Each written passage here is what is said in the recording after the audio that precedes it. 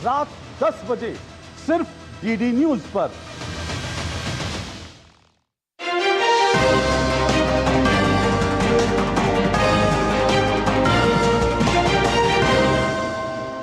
नमस्कार, DD news देख रहे हैं आप और आपके साथ मैं हूं शहला निगार। बुलेटिन की शुरुआत में सबसे पहले नजर सुर्खियों पर। उपराष्ट्रपति चुनाव से पहले बीजेपी सांसदों की कार्यशाला। संसद परिसर में आज प्रधानमंत्री नरेंद्र मोदी कार्यशाला की बैठक में होंगे शामिल।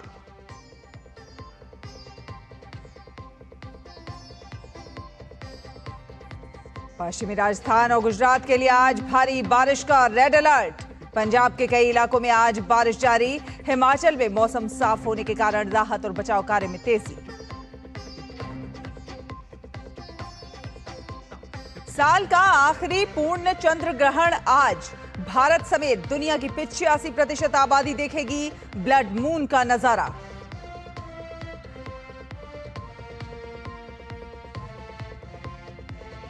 यूक्रेन पर रूस के हमले में एक बच्चे समेत 3 लोगों की मौत। कीव में हुए हमले में 18 अन्य लोग हुए घायल। यूएस ओपन टेनिस में कार्लोस अल्काराज और यानिक सिनर के बीच फाइनल आज। वर्ल्ड नंबर 1 रैंकिंग पर भी दोनों खिलाड़ियों की नजर। तो आपको बता दें कि उपराष्ट्रपति चुनाव से पहले संसद परिसर में आज भाजपा सांसदों की कार्यशाला आयोजित की जाएगी। प्रधानमंत्री नरेंद्र मोदी भी कार्यशाला की इस बैठक में शामिल होंगे। 2 दिवसीय वर्कशॉप में लगभग 4 सेशन होने हैं, जिनमें पार्टी के इतिहास और विकास पर चर्चा होगी और सांसदों की कार्यकुशलता को कैसे आगे और बढ़ाया जाए, इस पर भी काम किया जाएगा। वर्कशॉप का मकसद उपराष्ट्रपति चुनाव से पहले 100% वोटिंग के लिए सांसदों को सही ट्रेनिंग देना है। ट्रेनिंग सेशन में सांसदों को बैलेट पेपर पर सही निशान लगाने, चुनाव अधिकारी की ओर से दिया गया पेन का इस्तेमाल करने और बैलेट पेपर को सही तरीके से मोड़कर बॉक्स के अंदर डालने की जानकारी दी जाएगी, ताकि वोट अमान्य ना हो। दरअसल गुप्त मतदान में पार्टी व्हिप लागू नहीं होता है और ऐसे में एनडीए का फोकस क्रॉस वोटिंग रोकने और अवैध वोटों को कम करने पर है। उपराष्ट्रपति चुनाव के लिए 9 सितंबर को वोटिंग होगी और काउंटिंग भी 9 सितंबर को ही होगी। एनडीए ने महाराष्ट्र के राज्यपाल सीपी राधाकृष्णन को उपराष्ट्रपति पद का उम्मीदवार बनाया है। उनका मुकाबला इंडी गठबंधन के उम्मीदवार और सुप्रीम कोर्ट के रिटायर्ड जज जस्टिस बी सुदर्शन रेड्डी से होगा। आगे बढ़ेंगे, आपको बता दें कि बिहार के मुख्यमंत्री नीतीश कुमार ने आज मुख्यमंत्री महिला रोजगार योजना के तहत निर्देशिका जारी की है और ये योजना महिलाओं के सशक्तिकरण और बिहार की ग्रामीण अर्थव्यवस्था को नई दिशा देने वाली है। दरअसल सरकार महिलाओं को अपने पसंद का रोजगार शुरू करने के लिए 10,000 रुपए देने जा रही है। इसके लिए आज ऑनलाइन पोर्टल और 250 प्रचार गाड़ियों को रवाना किया गया है। ग्रामीण विकास विभाग मंत्री श्रवण कुमार ने बताया कि महिलाओं को आर्थिक सहायता के लिए आज मुख्यमंत्री महिला रोजगार योजना के तहत आवेदन लेने के लिए पोर्टल का लोकार्पण किया गया। साथ साथ 250 प्रचार वाहन भी रवाना किए गए हैं। इस योजना का लाभ लेने के लिए विभिन्न जिलों में जाकर महिलाओं को जागरूक भी किया जाएगा।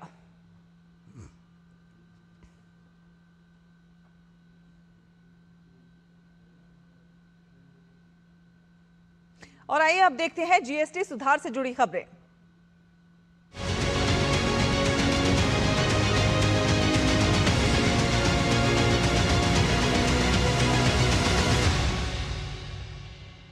तो जीएसटी परिषद की 56वीं बैठक में केंद्रीय वित्त मंत्री निर्मला सीतारमण ने जीएसटी की 4 स्लैब वाली संरचना को समाप्त कर 2 स्लैब वाली सरल प्रणाली को मंजूरी दी है। इससे फिरोजाबाद के किसान काफी खुश हैं। सरकार ने कृषि उपकरणों, उर्वरकों और कीटनाशकों पर टैक्स घटाकर 5% कर दिया है, जिसका सीधा प्रभाव कृषि उत्पादों की लागत पर आएगा। अभी तक ट्रैक्टर, टायर और पुर्जे, रासायनिक उर्वरक बनाने के कच्चे माल जैसे सल्फ्यूरिक एसिड, नाइट्रिक एसिड और अमोनिया पर 18% टैक्स लगता था और अब इन सभी को 5% टैक्स सीमा के अंदर लाया गया है। उपभोक्ताओं को जीएसटी सुधार का फायदा 22 सितंबर से मिलने लगेगा। जो मध्यम वर्गीय परिवार है और किसानों के लिए बहुत अच्छी सौगात दी है, जिसके अंदर जो जीएसटी के 4 स्लैब हुआ करते थे उनको उन्होंने घटा के अभी 2 स्लैब में कर दिया है। इसमें जो किसान जो ट्रैक्टर यूज़ करता है, जो ट्रैक्टर के टायर्स यूज़ करता है, जो किसानी में मशीनें यूज़ होती हैं, इनका पहले जीएसटी में 18% का रेट हुआ करता था, जिसको घटा के अभी वो 5% के रेट पे लेके आ गए हैं। तो ये जो है डिफरेंस, इसका फ़ायदा जो है वो किसान को मिलेगा। इसके अलावा अगर आप फर्टिलाइज़र की बात करेंगे तो फर्टिलाइज़र पहले 12% के रेट पे टैक्सेबल हुआ करता था, जो कि अब 5% के स्लैब पे आएगा। इसके अलावा जैसे मछली है वो 12% से 5% के रेट पे आ गई है। आपका मक्खन है, घी है, ये 12% के रेट पे हुआ करता था, जो कि अब 5% के रेट पे आएगा। वो राहत दी है, उससे तो किसानों को बहुत अच्छा बेनिफिट भी है और बड़ी राहत भी है। इससे सभी किसान खुश भी हैं। ट्रैक्टर पे, इंस्ट्रूमेंट पे, एग्रीकल्चर से जुड़े हुए सारे सामानों पर सस्ती चीज़ कर दी है। ये खाद है, दवाई है, खेती के बारे में बीज बात है और दवाई की टंकी हैं, इनमें राहत मिलेगी बहुत ज़्यादा और मोदी जी ने अच्छा काम किया है। भाजपा सांसद जगदम्बिका पाल ने जीएसटी में हुए बदलाव की सराहना करते हुए विपक्ष को घेरा है। साथ ही साथ इससे दवाओं और जरूरी वस्तुओं में जो कुछ राहत मिलेगी उसके बारे में भी बताया है। जीएसटी निश्चित तौर से पूरे देश में जिस तरह से प्रधानमंत्री ने एक रिफॉर्म दिया है, दवाओं में, एसेंशियल कमोडिटीज़ में, आम गरीब मध्यम लोगों के लिए जिस तरह से 2 स्लैब किया है और जीएसटी का रेट घटाया है, 0 कर दिया है, मेडिसिन पे कर दिया है, तो इससे निश्चित तौर से देश की इकोनॉमी भी बढ़ेगी, लोगों की क्रय शक्ति बढ़ेगी। क्यों? क्योंकि जब बचत होगी तो उससे परचेजिंग पावर बढ़ेगी। और आपको बता दें कि झारखंड के चाईबासा में सुरक्षा बलों के साथ मुठभेड़ में 10 लाख रुपए का इनामी माओवादी अमित हंसदा उर्फ आपतन मारा गया है। अधिकारियों ने इसकी पुष्टि कर दी है। पश्चिमी सिंहभूम जिले के गोइलकेरा थाना क्षेत्र के सारंडा जंगल में ये मुठभेड़ हुई, जहां पर सुरक्षा बलों ने अमित हंसदा उर्फ आपतन को मार गिराया। घटनास्थल से एक SLR राइफल, विस्फोटक और अन्य हथियार जब्त किए गए हैं। मुठभेड़ के बाद सुरक्षा कर्मियों ने अन्य माओवादी ठिकानों का पता लगाने के लिए जंगल क्षेत्र में व्यापक तलाशी अभियान भी चलाया। आपको बता दें, ये घटना झारखंड के पलामू जिले में प्रतिबंधित तृतीय सम्मेलन प्रस्तुति समिति TSPC के माओवादियों के साथ हुई हिंसक गोलीबारी के कुछ दिन बाद हुई है, जिसमें 2 पुलिसकर्मी मारे गए थे और एक अन्य गंभीर रूप से घायल हो गए थे। तो आपको बता दें कि झारखंड में चाईबासा में माओवादी ढेर हुए हैं, मारा गया माओवादी जो है। और आगे बढ़ेंगे, बात करेंगे मौसम की। मौसम विभाग ने आज पश्चिमी राजस्थान और गुजरात में मूसलाधार बारिश के लिए रेड अलर्ट जारी किया है। विभाग के अनुसार पूर्वी राजस्थान, कोंकण, गोवा और मध्य महाराष्ट्र में कुछ एक स्थानों पर आज बहुत तेज बारिश होने की संभावना व्यक्त की है। इसके अलावा अरुणाचल प्रदेश, असम, मेघालय, नागालैंड, मणिपुर, मिजोरम और त्रिपुरा में अनेक स्थानों पर तेज वर्षा का अनुमान जताया गया है। उधर ओडिशा, पश्चिम बंगाल के उप हिमालयी क्षेत्र, तमिलनाडु, पुडुचेरी, कराईकल और उत्तराखंड में भी ऐसे ही हालात बने रहने के आसार हैं। इस बीच मौसम विभाग का कहना है कि तटीय आंध्र प्रदेश और दक्षिण मध्य कर्नाटक में कुछ स्थानों पर तेज हवाएं चलने की संभावना है। और बात करें पंजाब की, तो पंजाब में बाढ़ की स्थिति में थोड़ी कमी आई है, लेकिन पिछले 24 घंटे में अमृतसर और रूपनगर में 3 लोगों की मृत्यु हो गई है। राज्य के 14 जिलों में बाढ़ से जुड़ी घटनाओं में अब तक 46 लोगों की मृत्यु हुई है, जबकि पठानकोट जिले में 3 व्यक्ति लापता हैं। वर्षा से प्रभावित गांव की संख्या बढ़कर 1996 हो गई है और करीब 3,87,000 लोगों पर इसका असर पड़ा है। सेना, वायुसेना, राष्ट्रीय आपदा मोचन बल और सीमा सुरक्षा बल के दलों ने करीब 23,000 लोगों को सुरक्षित निकाला है। गांव की संख्या, जनसंख्या और फसल क्षेत्र के संदर्भ में गुरदासपुर, फजलिका, फिरोजपुर, अमृतसर, कपूरथला और तरन जिले सबसे अधिक प्रभावित हुए हैं। मकानों और पशुधन का भी व्यापक नुकसान हुआ है। किसानों की 1.74 लाख हेक्टेयर में फसल डूब गई है। राहत और बचाव कार्य में जुटे सैन्य बलों ने भी टुकड़ियों की संख्या 24 से बढ़ाकर 27 कर दी है, जबकि एनडीआरएफ की 23 और एसडीआरएफ की 2 टीमें लोगों की मदद के लिए जुटी हुई हैं। बाढ़ की मार झेल रहे पंजाब के बाशिंदे अब अपनी अनदेखी से नाराज नजर आ रहे हैं। गुरदासपुर के सरहदी इलाके डेरा बाबा नानक के गांव सिंधपुरा के डेरों में रहने वाले लोग प्रशासनिक लापरवाही और अनदेखी से दुखी हैं। उनके मुताबिक बाढ़ की वजह से इस गांव का संपर्क लगभग 10 दिनों तक देश के बाकी हिस्सों से कटा रहा, लेकिन किसी ने उनकी सुध तक नहीं ली। ना उनके पास प्रशासनिक मदद पहुंची और ना ही कोई समाजसेवी संस्था ने मदद का हाथ आगे बढ़ाया। इसके साथ ही गांव के लोगों ने शाहपुर जाचन से सिंहपुरा जाने वाली ड्रेन में कई जगह कटाव होने की खामी को भी उजागर किया है, जिसके चलते उनकी हजारों एकड़ धान की फसल बर्बाद हो गई है। ਨਾ ਤੇ ਹੀ ਕਿ ਜਿਹੜੇ ਲੋਕਾਂ ਨੂੰ ਸਾਫ ਮੁਆਵਜ਼ੇ ਹੰਡਿਆ ਵਾ ਪ੍ਰਸ਼ਾਸਨ ਸਾਡੇ ਕੋਲ ਪਹੁੰਚਿਆ ਨਹੀਂਗਾ। ਸਾਡੇ ਤੇ ਘਰੇ ਜਾ ਕੇ ਵੇਖੋ ਬੱਚੇ ਆ ਪਾਣੀ ਲੱਥਾ ਤੇ ਆਪਾਂ ਥੋੜਾ ਪਿੰਡ ਨਾਲ ਸੰਪਰਕ 'ਚ ਹੋਏ ਆ। ਨਾ ਤੇ ਸਾਡੇ ਕੋਲ ਕੋਈ ਐਨਡੀਆਰਐਫ ਟੀਮ ਪਹੁੰਚੀ ਆ, ਨਾ ਸਾਡੇ ਕੋਲ ਕੋਈ ਪ੍ਰਸ਼ਾਸਨ ਦਾ ਬੰਦਾ ਪਹੁੰਚਿਆ ਜੀ। ਸਾਡੇ ਕੋਲ ਨਾ ਤੇ ਕੋਈ ਸੰਸਥਾ ਆਉਂਦੀ, ਨਾ ਕੋਈ ਸਰਕਾਰ ਦਾ ਨੁਮਾਇੰਦਾ ਵਾ। ਆਹ ਜਿਹੜੀ ਸੱਕੀ ਆ ਰਹੀ ਡਰੇਨ ਹੈ ਜੀ, ਸ਼ਾਹਪੁਰ ਜਾਜਨ ਤੋਂ ਨਿਕਲੀ ਆ। ਇਹਦੇ ਵਿੱਚ ਤੁਸੀਂ ਇਧਰ ਪਿੱਛੇ ਵੇਖੋ ਤੇ ਜਾਓ ਤੇ 1 ਕਿਲੋਮੀਟਰ ਤੱਕ ਦੇ ਪਹਾੜ ਹੈ, ਕਦੋਂ ਕਿੱਲੇ ਦਾ ਪਹਾੜ, ਕਦੋਂ 2 ਕਿੱਲੇ ਦਾ, काफी ज्यादा ਇਹਨੇ ਸਾਨੂੰ ਮਾਰਿਆ ਜੀ। और हिमाचल प्रदेश में अधिकांश स्थानों पर मौसम साफ दिखाई दे रहा है, जबकि 1-2 स्थानों को छोड़कर किसी भी जिले में बारिश की कोई चेतावनी नहीं है। मौसम खुलने से राहत और पुनर्निर्माण कार्यों में तेजी आई है। वहीं कुल्लू के इनर अखाड़ा क्षेत्र में 4 सितंबर को हुए भूस्खलन में एनडीआरएफ बचाव दल के सदस्य का शव मिला है, जबकि अभी भी मलबे में तलाशी अभियान जारी है, लेकिन किसी के भी जीवित बचने की संभावना बेहद कम है। हादसे में एनडीआरएफ बचाव दल के एक सदस्य सहित 7 लोगों की जान गई थी। भूस्खलन के कारण पिछले 7 दिनों से बंद NH5 को हल्के वाहनों के लिए खोल दिया गया है।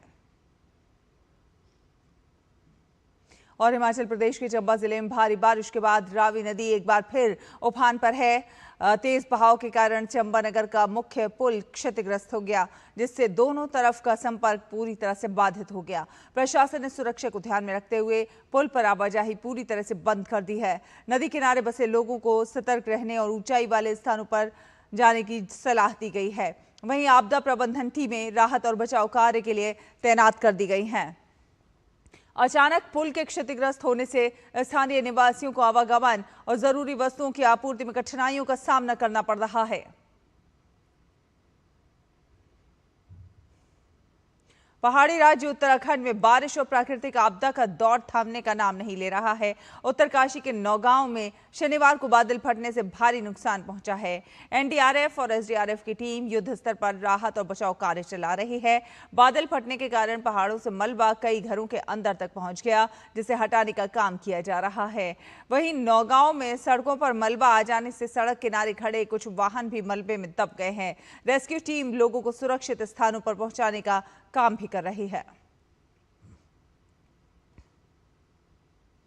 और जम्मू कश्मीर के कटरा में श्री माता वैष्णो देवी की यात्रा अस्थायी रूप से बंद है। दरअसल पिछले कई दिनों से हो रही भारी बारिश के कारण त्रिकुटा पहाड़ियों में भूस्खलन और सड़कें अवरुद्ध हो गई हैं, जिससे तीर्थ यात्रा मार्ग श्रद्धालुओं के लिए असुरक्षित हो गया है, जिसके बाद श्री माता वैष्णो देवी की यात्रा को लगातार 13वें दिन बंद रखा गया है।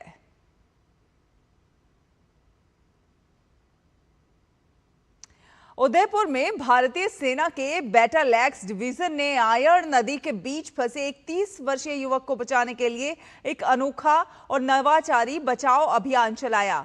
ड्रोन की सहायता से पहले स्थिति का आकलन किया गया, फिर राहत सामग्री पहुंचाई गई और अंत में सुरक्षित रूप से व्यक्ति को 7 घंटे बाद बाहर निकाला गया। इस रेस्क्यू ऑपरेशन ने आपात स्थिति में आधुनिक तकनीक के प्रभावी उपयोग का उदाहरण पेश किया है।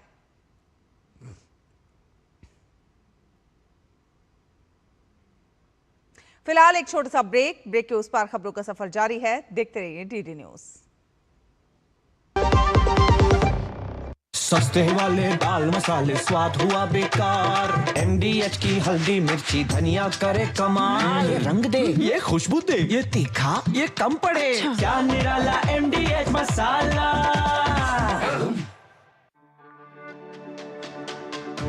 मेरी पसंद, मेरी पसंद, मेरी पसंद, मेरी पसंद, हमारी पसंद, हम सबकी पसंद। मजबूत देश का मजबूत सरिया हो गया स्टील। सुनो, एक अच्छी इंश्योरेंस पॉलिसी एआई से पूछते हैं।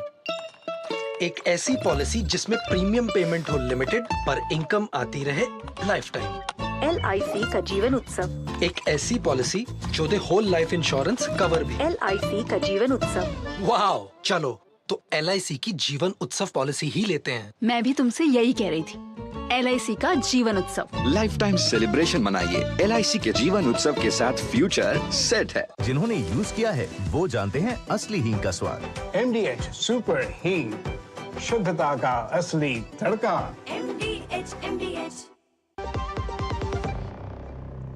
ब्रेक के बाद स्वागत है, आप देख रहे हैं DD न्यूज। आपको बता दें, आज साल का दूसरा और आखिरी चंद्र ग्रहण लगने जा रहा है और ये ग्रहण पूरे भारत में स्पष्ट रूप से दिखाई पड़ेगा। दिल्ली, मुंबई, कोलकाता और बेंगलुरु के साथ ही एशिया, ऑस्ट्रेलिया, न्यूजीलैंड, पूर्वी अफ्रीका और यूरोप के कुछ एक हिस्सों में भी ये पूरी तरह नजर आएगा।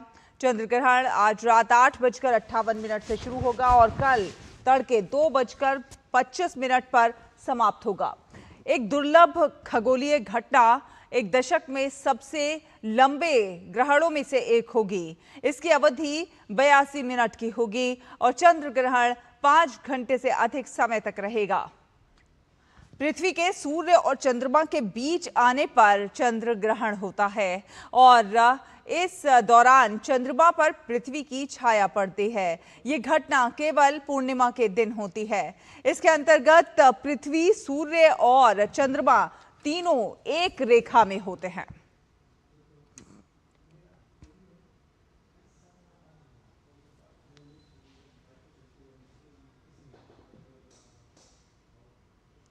और अब आपको दिखाते हैं मुंबई की कुछ तस्वीरें। गणपति विसर्जन के बाद जुहू बीच की सफाई के लिए एक विशेष अभियान चला, जिसमें महाराष्ट्र के मुख्यमंत्री देवेंद्र फडणवीस की पत्नी अमृता फडणवीस, अभिनेता अक्षय कुमार के साथ स्थानीय लोग, NGO और BMC के कई कर्मचारी इसमें शामिल हुए। और इस मौके पर अमृता फडणवीस ने बताया कि कई संगठन आज हमारे साथ जुड़े हुए हैं क्योंकि हमें अपने बीच साफ रखने हैं। जैसे त्योहार मनाना हमारा अधिकार है, वैसे ही साफ सफाई रखना भी हमारी सबकी साझी जिम्मेदारी है। और दिल्ली की रेखा गुप्ता सरकार ने इस बार रामलीलाओं और दुर्गा पूजा को और अधिक भक्तिभाव और आस्था से परिपूर्ण और निर्बाध आयोजन और मंचन के लिए विशेष निर्णय लिए हैं। मुख्यमंत्री रेखा गुप्ता ने घोषणा की है कि अब रामलीला और दुर्गा पूजा समितियों को सिंगल विंडो सिस्टम से सभी अनुमति और NOC उपलब्ध कराई जाएंगी। मुख्यमंत्री का ये भी कहना है कि प्रत्येक समिति को अब तक आयोजन के लिए 1200 यूनिट तक मुफ्त बिजली भी उपलब्ध कराई जाएगी। इसके अलावा सरकार की ओर से सफाई, पानी, स्वास्थ्य सुविधाएं ये भी उपलब्ध कराया जाएगा। मुख्यमंत्री ने आयोजकों से ये भी अपील की है कि वे अपने इस धार्मिक और सांस्कृतिक आयोजनों में सामाजिक संदेश भी फैलाएं ताकि लोगों में जागरूकता आए और वो दिल्ली को लेकर एक पॉजिटिव अप्रोच रखें। मुख्यमंत्री ने आयोजकों से ये भी अपील की है कि वे अपने आयोजन को आदरणीय प्रधानमंत्री नरेंद्र मोदी जी के जन्मदिन 17 सितंबर से लेकर 2 अक्टूबर तक चलने वाले सेवा पखवाड़े में से भी जोड़ दें। और फिल्म निर्माता अनुपूर्णा राय ने इटली में हुए वेनिस फिल्म फेस्टिवल के 82वें संस्करण में अपनी film songs of forgotten trees के लिए ओरिजोंटी प्रतियोगिता में सर्वश्रेष्ठ निर्देशक का पुरस्कार जीतकर इतिहास रचा है। अनुराग कश्यप द्वारा प्रस्तुत ये फिल्म वेनिस के ओरिजोंटी सेक्शन में एकमात्र भारतीय फिल्म बन गई है। ये फिल्म मुंबई में 2 प्रवासी महिलाओं के इर्द गिर्द घूमती है जो अकेलेपन, अस्तित्व और जुड़ाव के क्षण भंगुर पलों से जूझती है। इस पुरस्कार की घोषणा फेस्टिवल के समापन समारोह के दौरान ओरिजोंटी जूरी की अध्यक्ष फ्रांसीसी फिल्म निर्माता जूलिया डिकॉर्नो ने की।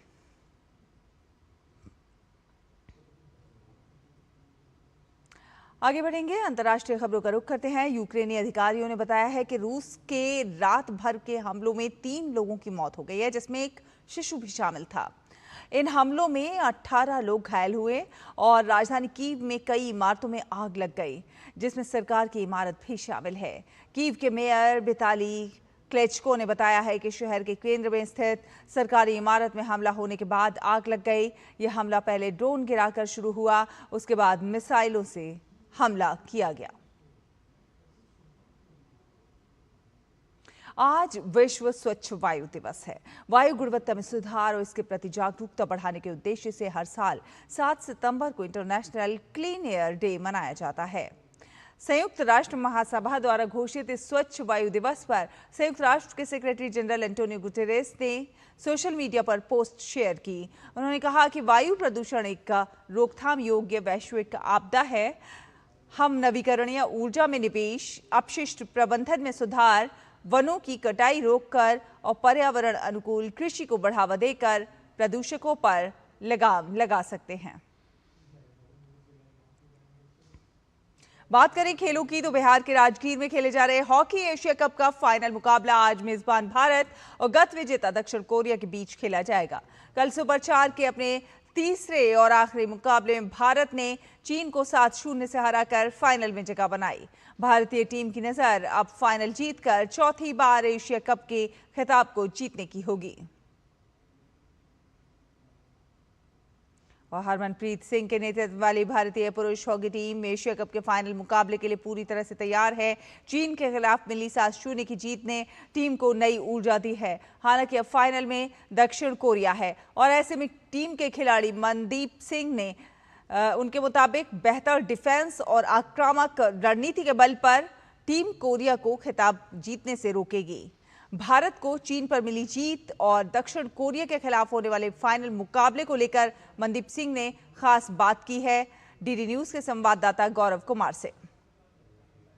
चीन पर 7-0 की धमाकेदार जीत के साथ भारतीय टीम ने खुद को एशिया कप के फाइनल में पहुंचा दिया है। मनदीप हमारे साथ हैं। मनदीप, अब तक लग रहा था जो परफॉर्मेंस निकल करके आ रहा था इस मैच से पहले, वो खुद को दिल को ना तरोताजा नहीं कर रहा था, वो झलक नहीं दिखा रहा था कि जो भारतीय टीम की होती है। लेकिन इस मुकाबले से एक बार फिर से आपने दिखा दिया, या आपने मतलब टीम इंडिया ने दिखा दिया कि टीम क्यों एक अपनी एक अलग अहमियत रखती है। बिल्कुल सर, क्योंकि बहुत ज़रूरी मैच था जी हमारे लिए, दोनों मैच, कल का भी और आज का भी।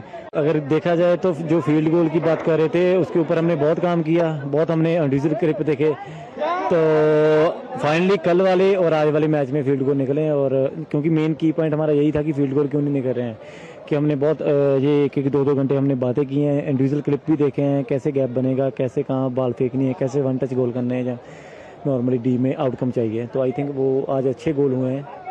चीन के खिलाफ जो मुकाबला रहा उसमें अब ये भी खासियत निकल के देखने का है कि चाहे वो पासेस हो, चाहे पासेस को कलेक्ट करना का रहा हो, या फिर अगर बात पासेस को लेकर आगे बढ़ने की रही हो, मैदान पे तेजी की, उस सब में आप लोग एक तरह से कहना चाहिए कि हर एक जो स्कोर पॉइंट था उसको चेक किया। बिल्कुल बिल्कुल, क्योंकि हर एक जो अगर देखा जाए, क्योंकि हमने जब मीटिंग की थी जाके, तो उसके ऊपर हर एक चीज़ के ऊपर हमने वर्क किया था। क्योंकि एज ए अगर स्ट्राइकर है, कैसे उनके फुल बैक क्या कर रहे हैं, अगर राइट हाफ लेफ्ट हाफ क्या कर रहे हैं, क्योंकि अकेली चीज़, क्योंकि ये बहुत ज़रूरी मैच होते हैं, आपको प्रॉपर अच्छे से देखने पड़ते हैं। तो आई थिंक उसके ऊपर हमने वर्क किया और अभी आके ग्राउंड में अच्छे से हमने वो। चुनौती और भी ज़्यादा बड़ी है क्योंकि अब सामने कोरिया खड़ी है, और वो कोरिया जो कि डिफेंडिंग चैंपियन भी है, और जिस अंदाज में आज उस टीम ने मलेशिया को हराया है, पीछे से वापसी करते हुए खुद को सामने लाया है।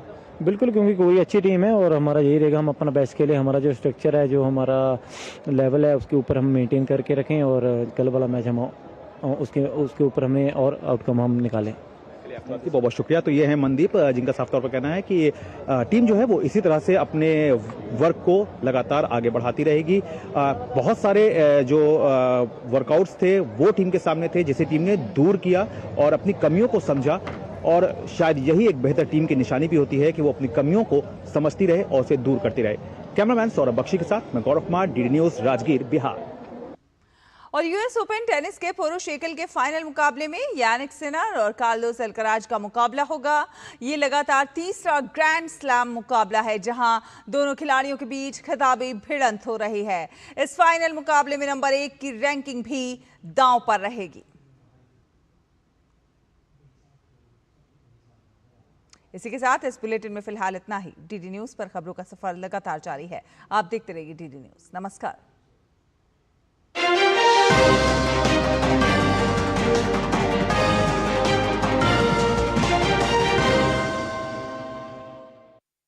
शोर शराबे की भीड़ में जब आप